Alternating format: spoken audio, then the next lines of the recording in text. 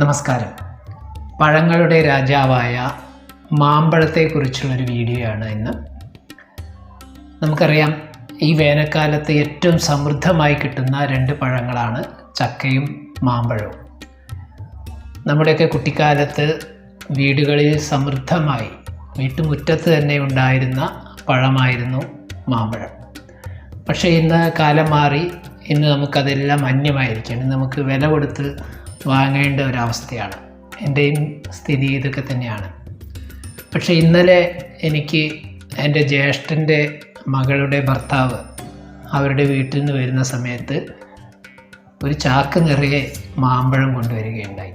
അവരുടെ വീട് മലപ്പുറം ജില്ലയിലെ അങ്ങേ അറ്റത്ത് മേഴത്തൂർ എന്ന് പറയുന്ന സ്ഥലത്താണ്. അവിടെ ചക്ക, മാങ്ങ, അതേപോലെ വാഴ ഇതൊക്കെ സമൃദ്ധമായി ഉണ്ടാകുന്നൊരു സ്ഥലമാണ്. അതുകൊണ്ട് തന്നെ അവരവിടെ നിന്ന് വരുമ്പോൾ എനിക്ക് പഴങ്ങൾ ധാരാളം കൊണ്ടുവരാറുണ്ട്.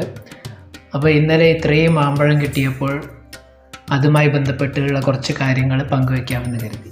അപ്പോൾ പഴങ്ങളുടെ കാര്യത്തിൽ നമ്മൾ വില കൊടുത്ത് വാങ്ങുന്ന പഴങ്ങൾക്ക് പകരം നമ്മുടെ നാട്ടിലുണ്ടാകുന്ന ഓരോ കാലഘട്ടത്തിലും ഉണ്ടാകുന്ന പഴങ്ങളാണ് ഏറ്റവും കൂടുതൽ നമ്മുടെ ഭക്ഷണത്തിൽ ഉൾപ്പെടുത്തേണ്ടത്. അപ്പോൾ ഈ വേനൽക്കാലം ചക്കയും മാങ്ങയും ധാരാളം നമ്മുടെ ഭക്ഷണത്തിൽ ഉൾപ്പെടുത്തുന്നത് ശരീരത്തിൻ്റെ ആരോഗ്യത്തിന് വളരെ ഗുണം ചെയ്യുന്നതാണ്. മാമ്പഴം ഒരുപാട് ഔഷധ ഗുണമുള്ള ഒരു പഴവർഗ്ഗം കൂടിയാണ്. ആയുർവേദ വിധി പ്രകാരം കഫ, പിത്ത പ്രയാസങ്ങൾക്കൊക്കെ ഏറ്റവും നല്ലൊരു ഔഷധമായിട്ടാണ് മാമ്പഴത്തെ കാണുന്നത്. അതേപോലെ തന്നെ ചർമ്മ സംരക്ഷണത്തിന്, മുഖകാന്തിക്ക്, കൂടാതെ ശരീരത്തിന് ഉണ്ടാകുന്ന ക്ഷീണം മാറ്റിയെടുക്കാൻ ഒക്കെ മാമ്പഴം ഏറ്റവും നല്ലതാണ്. അതിലുപരിയാണ് മാമ്പഴം വിറ്റാമിൻ എയുടെ ഏറ്റവും നല്ലൊരു കലവറയാണ്. ഒരു മാമ്പഴത്തിൽ തന്നെ മനുഷ്യ ശരീരത്തിന് ഒരാഴ്ചയിലേക്ക് ആവശ്യമായ വിറ്റാമിൻ എ ഉണ്ടെന്ന് പറയപ്പെടുന്നു. കൂടാതെ ധാതുക്കളായിട്ടുള്ള കാൽസ്യം, ഫോസ്ഫറസ്, മഗ്നീഷ്യം, ഫൈബറുകൾ, ഇങ്ങനെ ഒട്ടനവധി ഘടകങ്ങൾ മാമ്പഴത്തിൽ അടങ്ങിയിട്ടുണ്ട്. വിറ്റാമിൻ എ പോലെ തന്നെ വിറ്റാമിൻ സിയും സമൃദ്ധമായിട്ട് മാമ്പഴത്തിൽ ഉണ്ട്. അതുകൊണ്ട് ശരീരത്തിൻ്റെ വളർച്ചയ്ക്ക് ആവശ്യമായ ഒരുപാട് ഘടകങ്ങൾ മാമ്പഴം കഴിക്കുന്നതിലൂടെ നമുക്ക് ലഭിക്കും. മാമ്പഴങ്ങൾ പലതരത്തിലുള്ള മാമ്പഴങ്ങളുണ്ട്, പല രുചികളിലുള്ളതുണ്ട്. ഇവിടെ എനിക്ക് കിട്ടിയത് നാട്ടുമാങ്ങ എന്ന് പറയുന്ന ഇനത്തിൽപ്പെട്ടതാണ്. ഇത് ഏറ്റവും നല്ലത്. ഇതോടുകൂടി തന്നെ ഇത് കടിച്ച് ഇതിൻ്റെ നീര് ഊറ്റി കുടിക്കുന്ന ഒരു രീതിയാണ് ഏറ്റവും നല്ലത്. ഞാനിപ്പോൾ ഇവിടെ ഇതിൻ്റെ ഒരു ജ്യൂസ് തയ്യാറാക്കുകയാണ്, മാമ്പഴ ജ്യൂസ്. പലപ്പോഴും മാമ്പഴ ജ്യൂസ് എന്ന് പറയുമ്പോൾ തയ്യാറാക്കുന്ന വിധം നമുക്ക് പരിചയപ്പെടുത്തുന്നത് പഞ്ചസാരയും പാലും ചേർത്തിട്ടാണ്.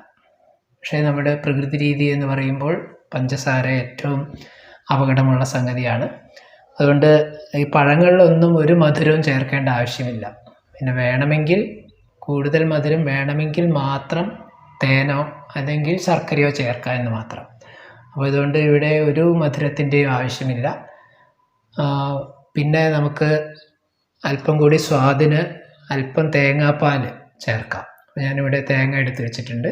അപ്പോൾ ഈ മാമ്പഴം ഒന്ന് മിക്സിയിൽ അടിച്ചതിന് ശേഷം ഇതിൻ്റെ പാലും കൂടി ചേർത്ത് കഴിഞ്ഞാൽ നമുക്ക് ഏറ്റവും സ്വാദിഷ്ടമായ ഒരു മാമ്പഴ ജ്യൂസ് തയ്യാറാക്കാം.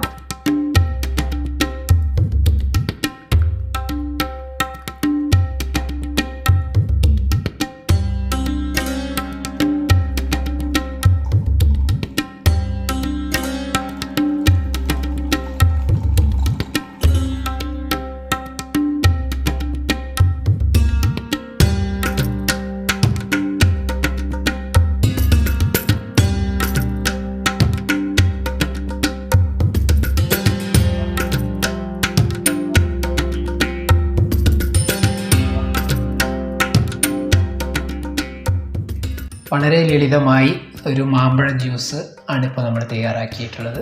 മറ്റ് ചേരുവകളൊന്നും തന്നെ ഇല്ല, മാമ്പഴവും അല്പം തേങ്ങാപ്പാൽ മാത്രം. നല്ല സ്വാദിഷ്ടമാണ്. ഇനി വേണമെങ്കിൽ നമുക്കിതിലേക്ക് അല്പം ശർക്കരയോ തേനോ വേണമെങ്കിൽ ചേർക്കാം, മധുരം പോരായ തോന്നുകയാണെങ്കിൽ മാത്രം. അപ്പോൾ ഈ വേനൽക്കാലത്ത് നമ്മൾ ഉൾപ്പെടുത്തേണ്ട പഴങ്ങളിൽ ഏറ്റവും പ്രധാനപ്പെട്ടതാണ് മാമ്പഴം. നമ്മുടെ വീട്ടുപരിസരത്തുള്ള നമ്മുടെ നാട്ടിൽ തന്നെയുള്ള പഴങ്ങൾ, മാമ്പഴം പരമാവധി ഉപയോഗപ്പെടുത്താൻ ശ്രമിക്കുക. മാത്രവുമല്ല, ഈ നോമ്പ് കാലത്ത് നോമ്പ് തുറക്കാൻ ഏറ്റവും നല്ലൊരു പാനീയം കൂടിയാണ് ഈ മാമ്പഴ ജ്യൂസ്. ക്ഷീണം മാറാൻ, അതേപോലെ തന്നെ നല്ല ഉന്മേഷം കിട്ടാൻ ഒക്കെ ഇത് വളരെയധികം സഹായിക്കും. അപ്പം ഈ മാമ്പഴ ജ്യൂസ് എല്ലാവർക്കും ഇഷ്ടമായെങ്കിൽ ഈ വീഡിയോ ലൈക്ക് ചെയ്യണം. ഈ ചാനൽ സബ്സ്ക്രൈബ് ചെയ്യാനും അഭ്യർത്ഥിച്ചുകൊണ്ട് നന്ദി, നമസ്തേ.